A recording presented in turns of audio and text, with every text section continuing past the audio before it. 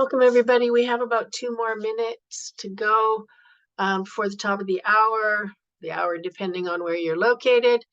If you would like to type your location in the chat box, that would be greatly appreciated. Give me an idea of where people are located. And for University of Kentucky agents, don't forget to type in the chat box your name and county so that I can confirm that you are present. North Carolina. Oh, that's nice. Hey, Gary. Don't forget to do it again on your way out. Texas. Oh, that's cool.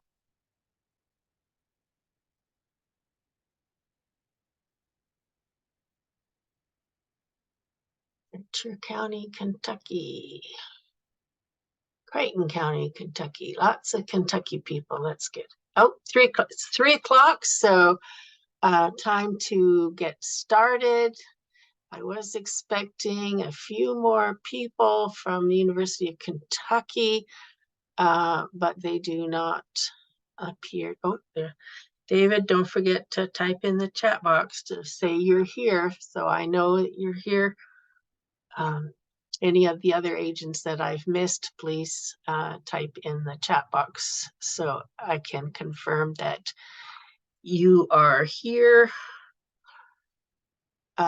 D, are you trying to get University of Kentucky credits? If so, you're not registered. Oops.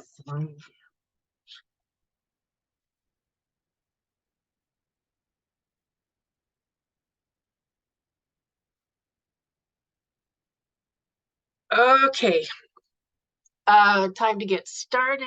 Let me, whoops, I didn't open my PowerPoint. That would always be good.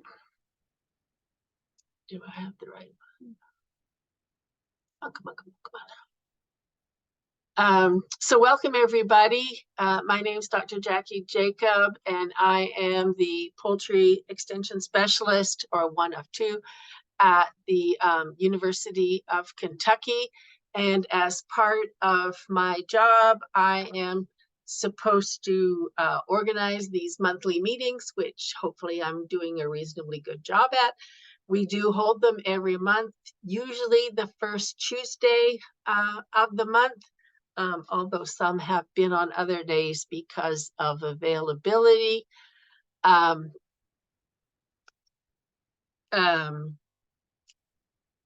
Sorry, I got distracted by somebody's message. So today's webinar is on managing a poultry flock on pasture. When this is on, I do not really see the chat box very well. But I do see when Q&As pop up. If you have a question, feel free to type it in the chat box or the Q&A box. As I'm going along, if the question is a clarification and I happen to notice it, as I say, I only have one screen, so it's difficult. I will stop and answer for clarification. Otherwise, questions will be left for the end. This webinar is being recorded and will be available probably by the end of the day on the website where you registered, or via our Facebook page. So I'd like to start off by first defining what is meant by pasture, and this varies sometimes with what people's impressions of pasture are. So basically, what it should mean is land covered with grass or other low plants that are suitable for grazing animals. And I want to emphasize grazing animals. It does not mean just land that grazing animals are on if there are no forages available. But the definition should be land covered with grass or other low plants suitable for grazing animals. And it is important to remember that not all animals graze. So most grazing animals are ruminants. That is, they have a big, large vat in their digestive system that contains microflora, means bacteria, fungi, yeast, all sorts of things like that. And it's those organisms in the rumen that digest the forage that, especially the cellulose in the forage that they eat. Chickens, however, do not have a rumen and therefore are not really considered grazing animals. They do not digest a lot of forage. They do have two cica that do contain microflora that allow them to digest some, although they are farther down the digestive tract. So a lot of it depends on how much cellulose is in the forage that is being consumed. And while both cellulose and sugar, starch, sorry, cellulose and starch are both long chains of glucose, the sugar glucose, the way that they are structured means that chickens cannot digest cellulose. They can digest starch. And the difference is in the bond between the glucose molecules. So in cellulose, they call it a beta something or other linkage. It counts on the numbers that it's linking. And chickens do not have the enzyme cellulase that is needed to break that bond. That makes digestion of cellulose not possible in chickens. If the forage material is older and highly fibrous with lots of cellulose, they will not be able to get much nutrient from it. Chickens do have various amylases, which are enzymes that will digest amylose or amylopectin, which are just branches of glucose, strains of glucose, whereas starch is just a single chain. But because of the difference in the linkage, non-ruminants can digest starch, but because they don't have those rumen microflora, they cannot digest cellulose. So what about ducks and geese, who tend to get a little bit more from forage than chickens? They can be raised almost dominantly on forages. They have the same digestive system of chickens, and if you've ever raised waterfowl, you're well aware that they just eat more.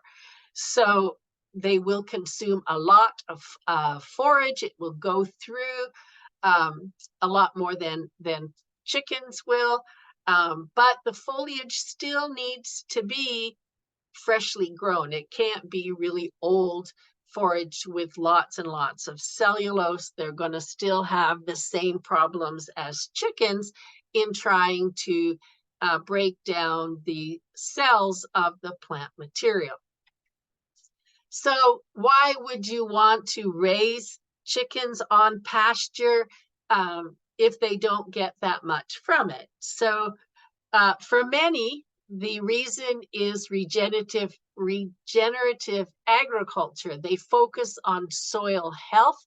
They want to mimic natural grazing of pastures to promote plant root growth, which in turn captures more carbon and nitrogen, and also while enhancing the soil's ability to absorb water, reduces runoff and erosion.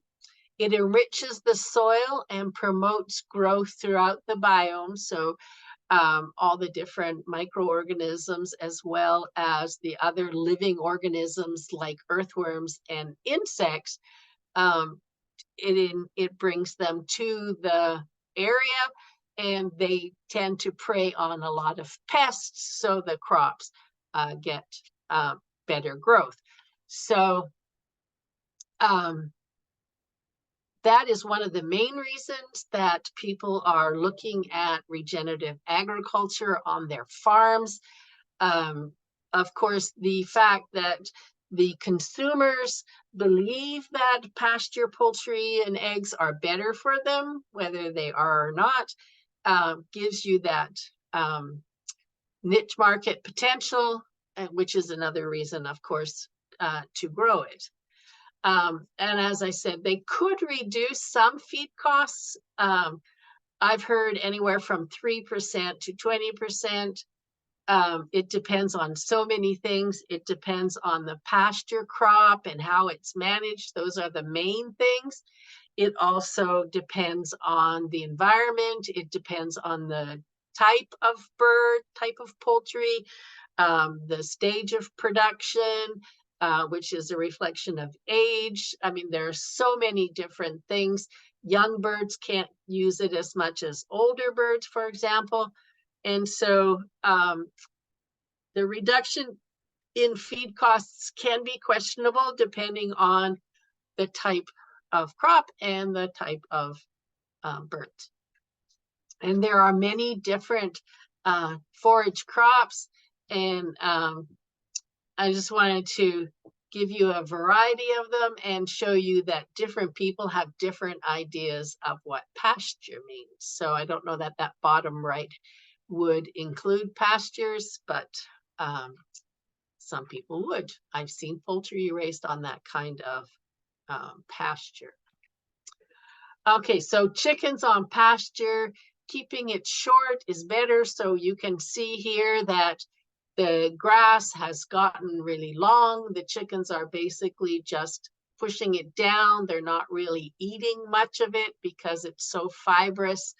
They're not interested in it, but they do have the ability to forage for different insects. And depending on the location, we did a research study, very small one, where we looked at collecting insects from a specific size of a pasture area and at different times of the year. So different pastures types in different times of the year. We collected the insects, and then an entomologist went through and identified all the different types of insects.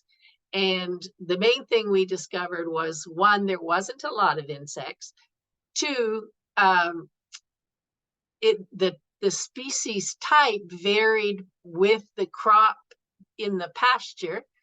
And then it also, the numbers and types varied by the time of the year. So I wouldn't totally depend on insects for your protein supply. And so if you look at the MyPlate, which is used for human consumption, chickens are also monogastrics, and they have the same types of requirements as we do. And their energy comes from, oh, I start with calcium. Okay, so they need calcium and phosphorus, which is supplied in the diet, a complete diet, as either or. Limestone or dicalcium phosphate, sometimes both, especially for laying hens that have a high calcium requirement. The grains are used to provide energy for poultry diets. That's typically corn here in the US, although if you're organic or if you are in Canada or Europe, wheat or barley may be used. Protein is providing amino acids, which are the building blocks. They digest the protein to get the amino acids and then make chicken proteins. And those are usually supplied in commercial feeds as soybean meal. or roasted soybeans. You cannot feed raw soybeans. It contains an anti-nutritional factor that is destroyed by heat. Again, if you're trying to go organic, or if you are in Canada or Europe, you might have diets with field peas, or you might have canola meal, which is a Canadian version of rapeseed, which is low in some of the anti-nutritional factors. Or you could be using sunflower seed meal that you have to be careful of, because it does have, if it has hulls in it, it could have problems with high fiber. And the fruits and vegetables provide vitamins and minerals, which in poultry diets is provided as a vitamin and mineral premix. Now, if they are on forage, fresh forage, they may get some more vitamins and minerals from the forage, but it is not enough to completely meet the nutritional needs, since it's only, a small portion of the diet. Okay, so another reason that people like to do, pastured poultry, especially chickens, is the belief that it is an improvement in animal welfare. You can argue both sides, but the welfare does depend on the density in the pasture pens. For pasture poultry, sometimes they are kept in confinement of 10-foot by 10-foot or 12 by 12-foot pens with no floor that they move around, so they have fresh pasture. So how many you put in that area affects your density. They are supposed to have the ability to perform some of the more natural behaviors, such as foraging. Many believe that feather pecking is redirected foraging. That's not necessarily the case.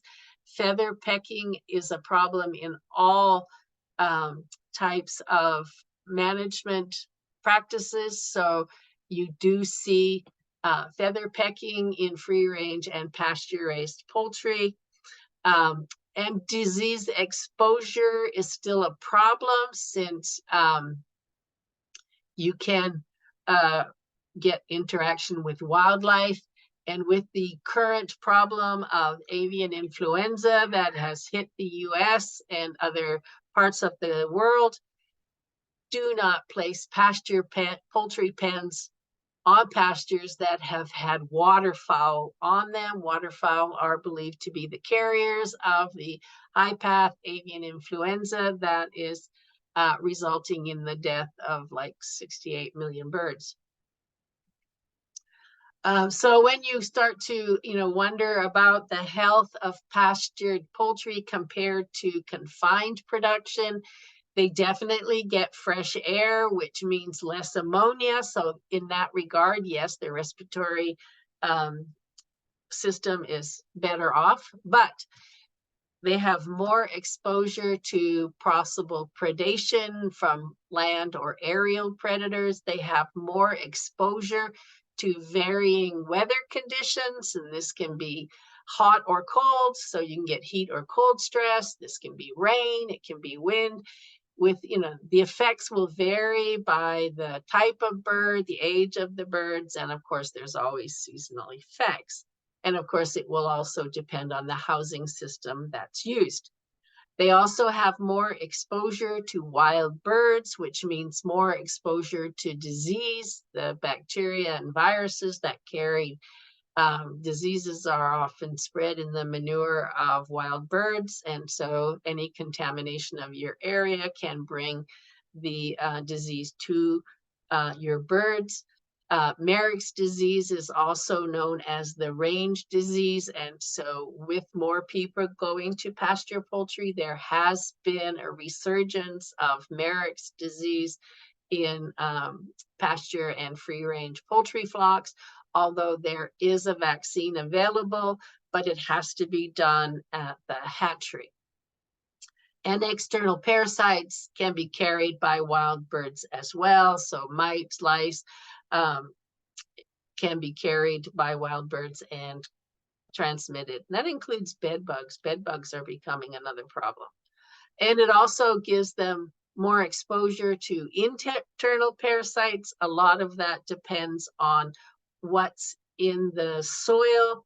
And you can reduce the exposure to internal parasites by frequent movement of the pens. You break the cycle of the internal parasites by moving them to fresh pasture on a regular basis. So some of the challenges that pasture poultry see are, of course, maintaining bird health, reducing mortality, diseases, parasites, predation, but also limiting foodborne pathogens so that there's no Salmonella, Campylobacter, or Listeria, primarily Salmonella. The other two can occur but are less frequent, and so that you're not making people sick. So trying to reduce those are important. And a lot of that has to do with the digestive tract microflora, so all the bugs living in the digestive tract of the birds. And this population of bacteria, fungi, yeast, the normal, is affected by many things. That includes the diverse nature of the pastures. So you get different pasture crops, different management practices, a wide range of environmental conditions, differences in the length of the growth cycles, which depends if you're raising meat birds on the diversity of breeds, the differences in stocking densities, differences in potential contact with wildlife, depending where you're located, and differences in the use of feed additives like probiotics and prebiotics. So it's not possible to make a common statement about how to manage your birds because there are so many factors that can vary from one farm to another. But some recommended things are phytotherapy, which is basically using plants to, herbal type plants to help maintain the right microflora. And some even recommend aromatherapy to help with the welfare of the birds. Lots of different options, lots of different research going on in this area. And in August of next year, we will be having a webinar on using herbs, essential oils, and home remedies with backyard poultry flocks. So if you're interested in looking that, please sign up for the August 6th webinar, which is posted on our poultryextension.org website. Okay, so sometimes I get the question, is pastured poultry the same as free range? Not necessarily. Pastured poultry, as I said, are typically birds confined in movable pens, so that would not be considered free range since they're not free to move outside of the pen. Free range typically means freedom to move around outside, but does not indicate that there are pasture crops in the area they move around in. So you can combine them, so pasture raised free range, but they are exclusive. They mean different things. So this would be some of the types of pastured poultry on the left. So they are in movable structures that have no bottom on it, and they are moved from location to location on a regular basis. The ones on the right are what they call day ranging. So they have a confined area that they can, they have a house they can be confined in, although these look, the top one looks like an open-sided. They can put wire up against it to lock them in at night. That's mostly a predator control situation. The area is also surrounded by electric wire to keep out predators, although it doesn't do much for aerial predators. That's why hopefully locking them up at night helps.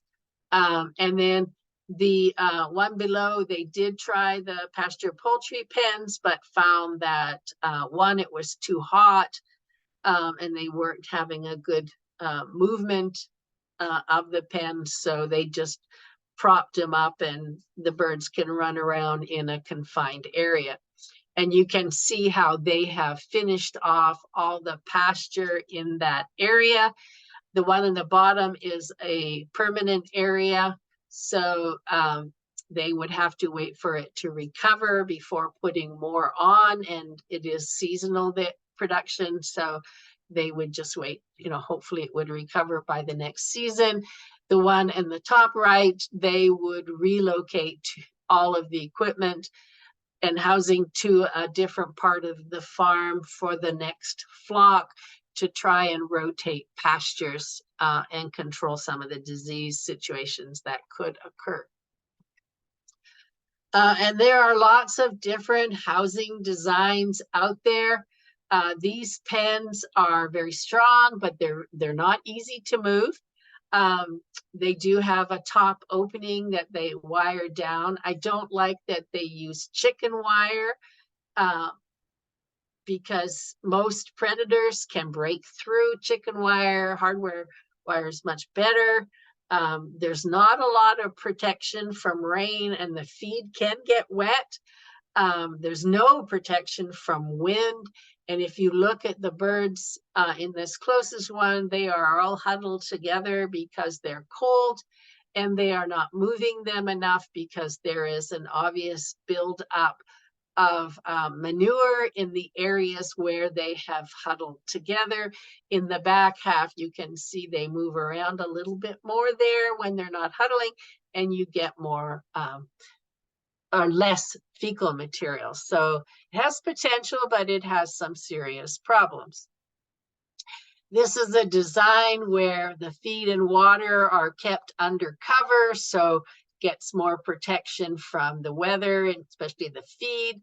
The pens are bigger and harder to move, and the chickens can obviously get outside, so can the predators get inside. So that's an issue to consider. This is, you know, often what you see for Salatin's method, Salatin's housing, if you've ever seen theirs. They do have a bucket on the top that feeds nipple drinkers, so you're getting some automatic, but there's no top on the water bucket, and so you can get wildlife dropping fecal material and whatnot in it. We don't like these. I don't have to drink, especially in Kentucky, and I imagine even farther south, because it has a metal roof. We call it the easy bake oven. There's not a lot of circulation inside. The feed and the birds are protected from rain and wind, but the air circulation in there is not great, and you can roast your chickens. And you can see that some chickens can get outside, but the brown ones are actually laying hens that are not related to the broiler ones. And so, excuse me, I'm not sure how they were housed. We often recommend a hoop house. You can be 10 foot by 10 foot, or like these ones are 12 foot by 12, depending on, you know, the 2x4s and things that you have. We do have a publication on our website that gives you step-by-step instructions. There are also videos on Steve putting them together so that you can follow how to do it. At the Kentucky State University's thing, they do use an outside bucket that feeds into a bell drinker. We use nipple drinkers with ours. You can adjust the covering depending on the weather for more circulation around. Some have tried to go bigger, so it's sort of a small scale commercial operation. The pens are bigger and harder to move. You need a tractor definitely to do it. You get better protection, but how much of the air circulation do you still get with some of the other ones? You can move the plastic on the sides up and down as needed to give more air circulation. It does allow for automation of feed and water. With the large number of birds, it makes it more economical. But I don't like the length of that grass. It's looking very fibrous. Broilers have a bad habit, especially if they're a Cornish cross, that they just sit and poop on it rather than actually try to eat it. Placement of pasture pens is important. You need well-drained pastures. Worked with a pasture poultry producer in Minnesota, and she couldn't do pasture poultry. She had to move everything inside because most of her pastures were not well drained. So you don't want to use poorly drained pastures. In terms of the directions of the house, you want it so that the wind and rain cannot enter. So you do need to know your weather conditions. You also need to think about the force of the wind. For some of our hoop houses that we had on our research farm, we had to basically tie them down because if we got some of the heavy winds that we can get here in Kentucky, they can be blown away. So that needs to be considered as well. Free-ranging birds have more space, but are more vulnerable to predation.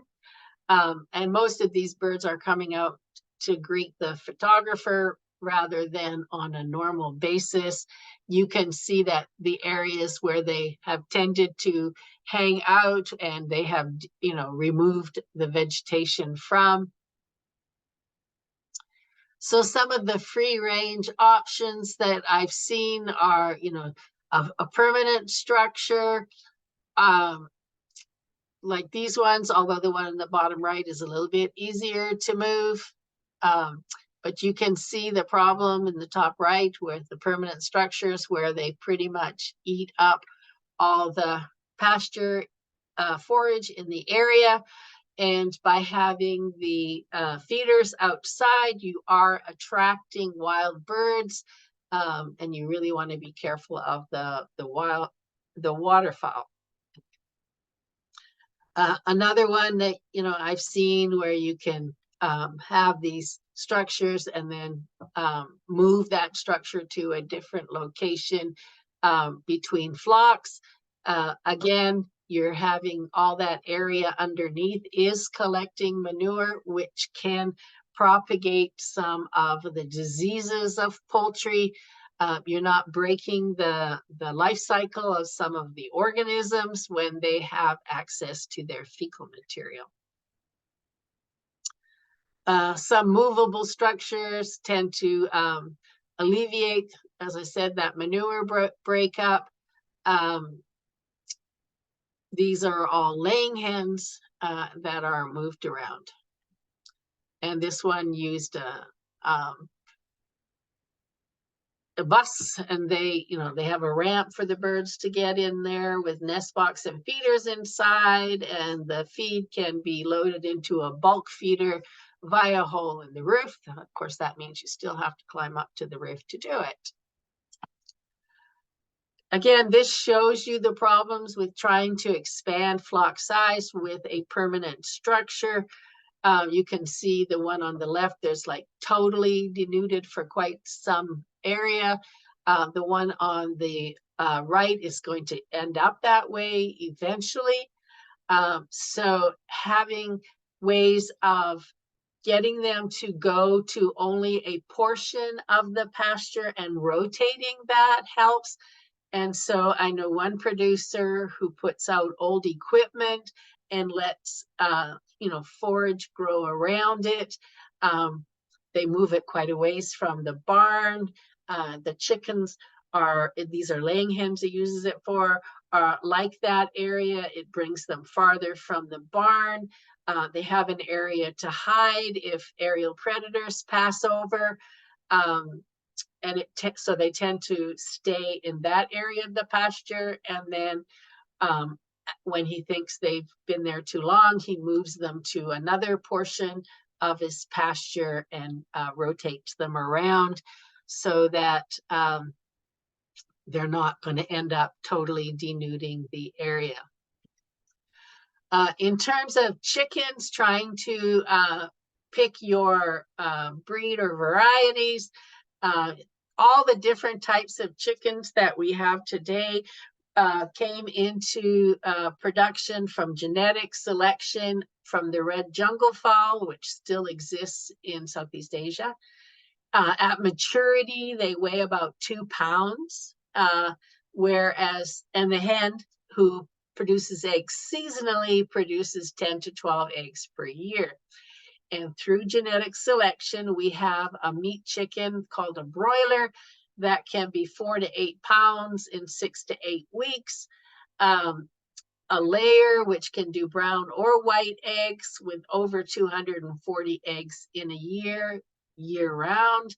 We do have a variety of dual purpose from which some of the egg producers were developed that are reasonably good size for meat and reasonably good at eggs, but not as good as those breeds selected specifically for that purpose. And then, of course, all the different purebreds for show.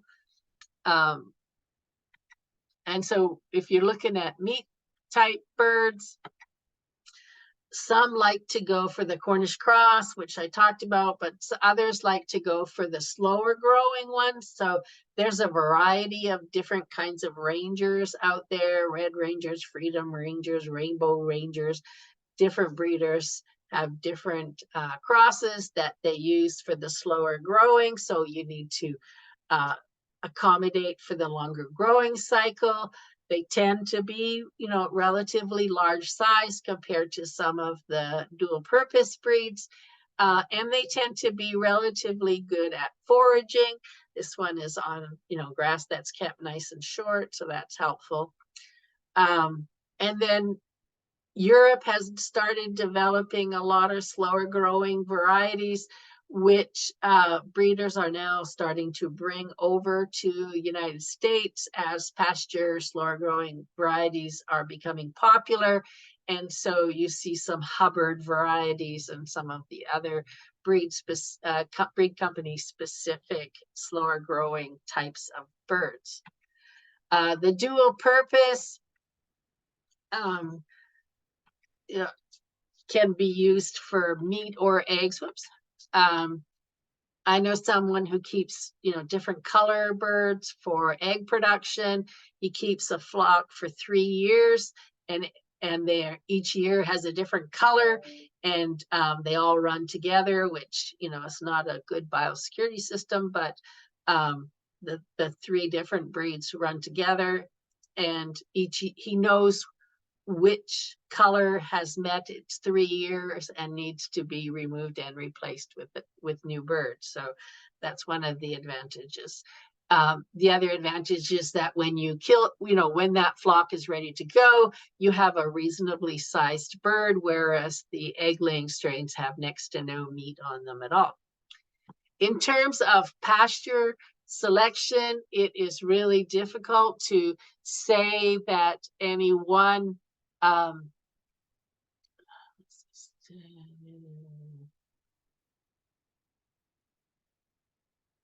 okay, I'll look at that in a minute. The pasture, I get all the time, what kinds of crops should I grow in the pasture? There's so many factors that go into that, and one of the is location. Different pastures grow better in different parts of the country or the world. This seed companies, puts out forage mixes specific to each type of location that they can use. And of course, you also need to think about what are the pastures going to be used for other than the time that the chickens are on it. Chickens in pasture pens should be moved daily, and you shouldn't go back to the same pasture for another year. Although I know some that do it, every 3 months they'll go back, but then you're taking more of a disease risk by doing that. But if that's the case, what do you do with that pasture for the period of time when there are no poultry on it? Sometimes it's good to think about combining it with another animal so that you, I know a lot of places will run cows or even buffalo ahead of the chickens or other poultry, and then the poultry come in and the grass is shorter for them, so you don't have to mow it. The cows or the buffalo did that, and the chickens will break up the patties and eat up the larva, fly larva, so you're getting less of a fly problem. The buffalo that I know that was doing it was specifically the poultry were there for that, to clean up all those maggots so that you don't get a lot of fly problems, which is what they were having. There have been some that have done it with goats or sheep. There are some things you have to be careful of with different species on, the types of feeds you don't want, because of copper toxicity and various things with some of the smaller ruminants. Come on, whoops. Predator control is always an issue in our flocks, and this was our research farm. We have solar powered electric fence, and we fenced off a large area that we had mowed down to get it to the right height, and then we'd move the pens along as required. And when we got to the end, after having mowed the other area, we would move the electric fence and keep on going. So we only had one problem. We had a raccoon that tried to get a chicken out, didn't manage to get it out, but did kill it. And so we put in traps for the raccoons as well. We only ever caught one, which we moved. You have to be careful about relocating, so make sure you check with your wildlife people. They don't want you introducing an animal into an area that it's not native to. So you can, predator type buildings or fences can work. Electric fences, which is sometimes a psychological barrier. Once they've been zapped, they tend not to come back. Habitat modification, so removing brush and really tall grasses from areas surrounding the pens to make it harder for the predators to cross over open spaces to get to your pens.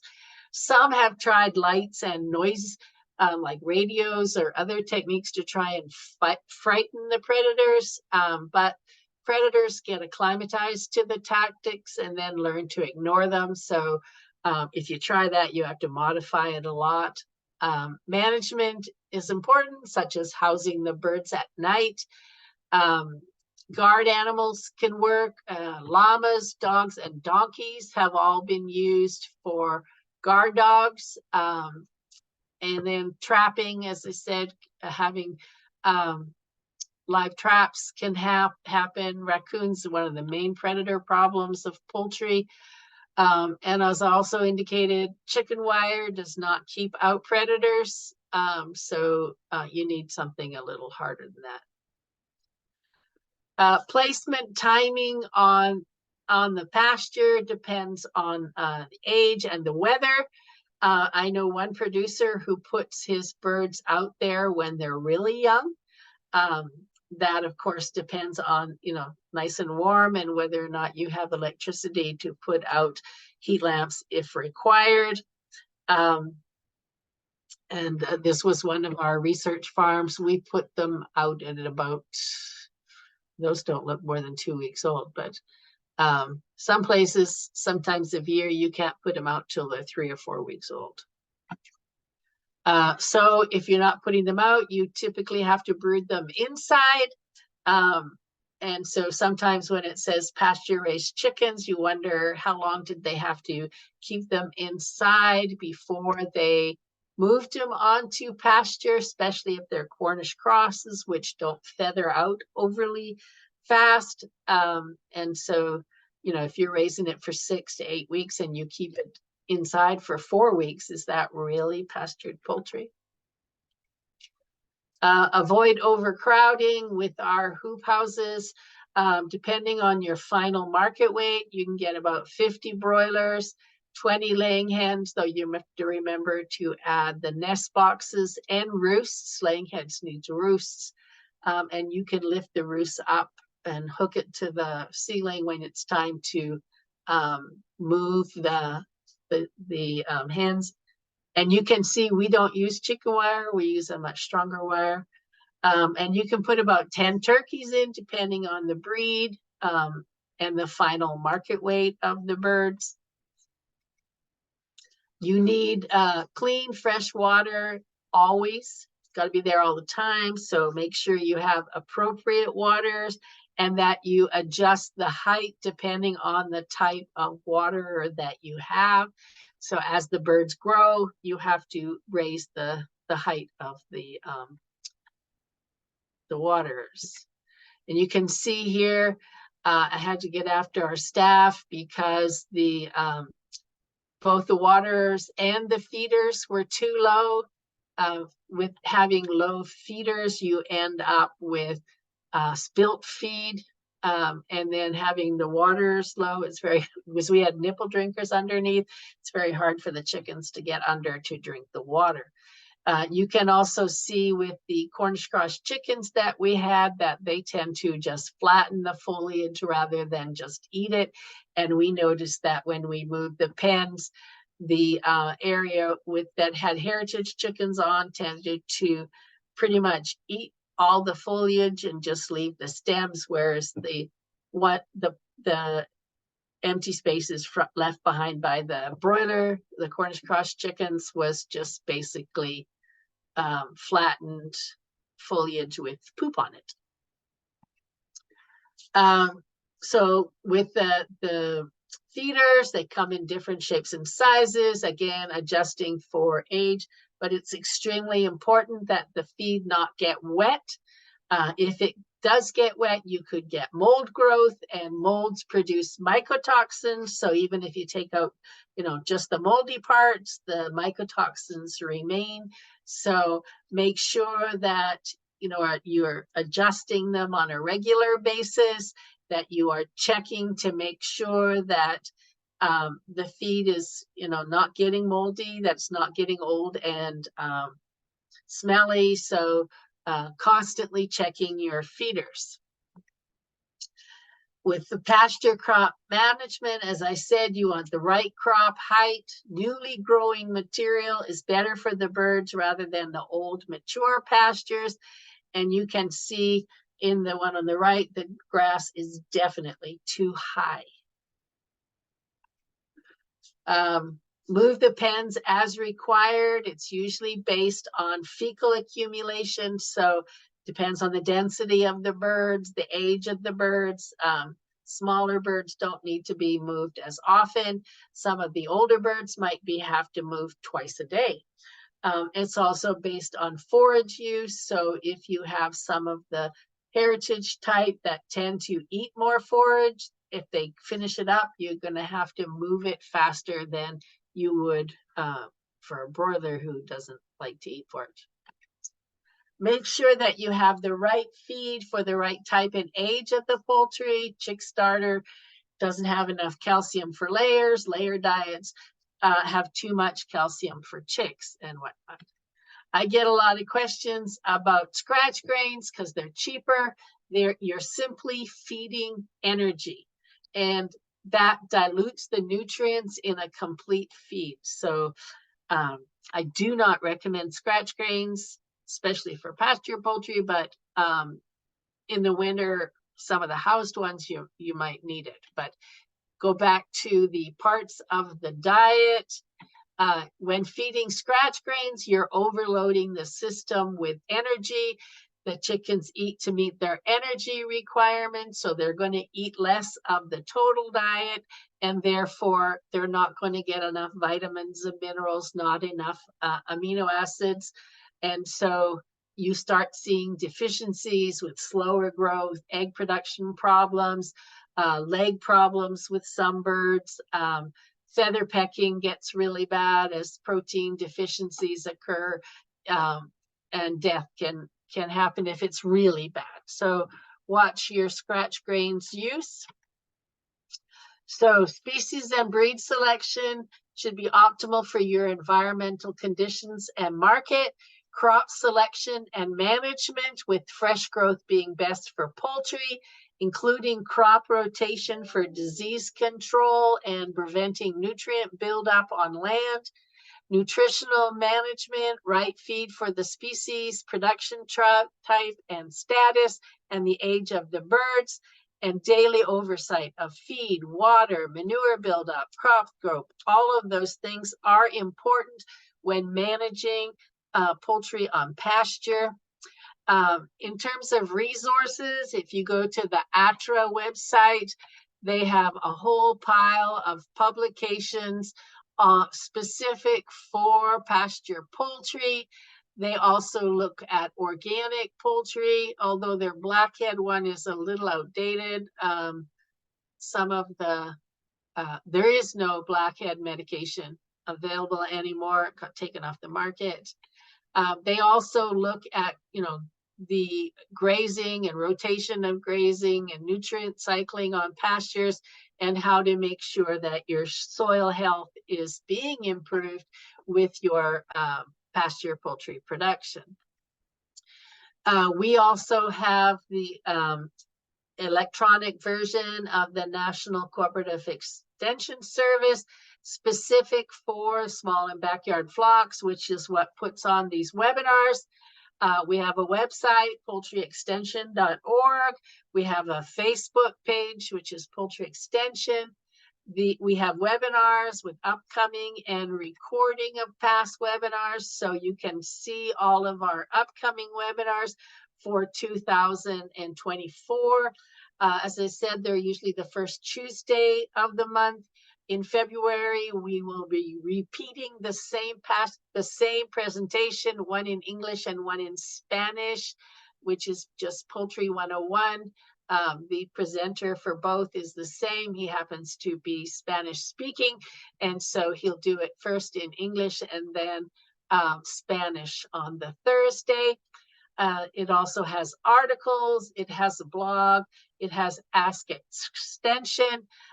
Don't expect an immediate answer. Don't expect a diagnosis of a disease problem. We are not veterinarians. And so, and the system can take a couple of days sometimes. And sometimes the whole system gets boggled down. And I just cleared a bunch that were not poultry related, but they were like 20 days old. So not everybody's as good as me at making sure they get answered. So that's the end of the presentation. And I remember seeing a question in the chat. So let me, okay.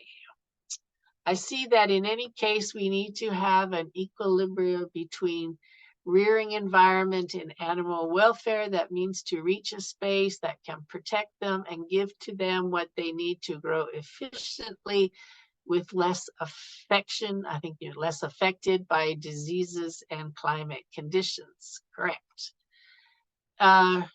Excellent, especially on diet needs. This was recorded. You can go back and watch the recording. We do not provide our slides. Any other questions? Were there any in Q&A? No. As I said, this is the last webinar for this year. Next year, January is, what was it? Something about diseases. I think I have a veterinarian coming to discuss that one. We check. Chicken health and well-being. We have a veterinarian, extension veterinarian, who is going to give that presentation. Our website, where you can find all the webinars, is there. For the University of Kentucky people, you need to sign out in the chat box so that I know that you were here for the whole time. They make me do that, sorry. Especially since I don't always get people that signed up showing up. See if I can, you can, oops, I got a question. Come on, mouse. Okay, Dee, get you down. I assume you logged in to CURS and signed up for this. Okay, thank you. I think there's a lot more that can be learned on pasture poultry, but it's so dependent on so many things. It's hard to make it specific for any one location. I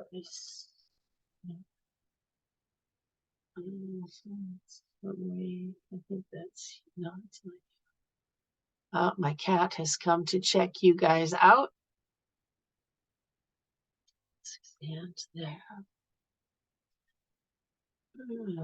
Okay. So we got Creighton County. Anybody else? I mean, is David, are you still here?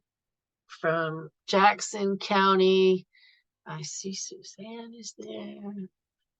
Gary from Boone County is still here. Did Maggie ever come in? Nope. So that's all I have. Unless you have a question, I am just checking to make sure that the people who signed up on our University of Kentucky CURS are here. Shadmaker, nope.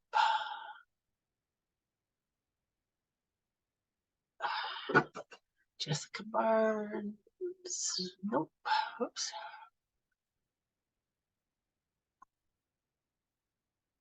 Sorry about your internet, Pam. Yeah, all our webinars are recorded. Jay Price. I don't see you. Jay, did you register on CURS?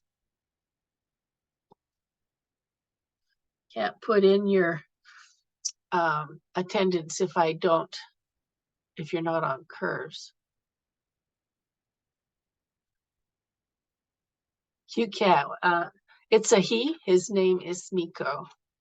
I have 4 cats and a dog. Garrett Pelfrey's not here. Nathan Ryder is not here. Oh, here comes another cat. What do you want, stupid? Maggie Turner's not here. Get down from the computer. There's the other one. That is Terrence.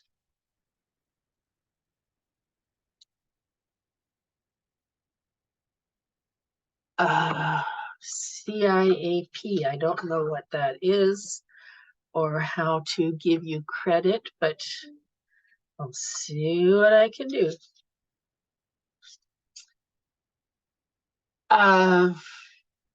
Okay, thank you guys for coming. I think I've got all of my CURS people here. and I can review the sign-in sheet at the end later. So that's it. Thank you very much.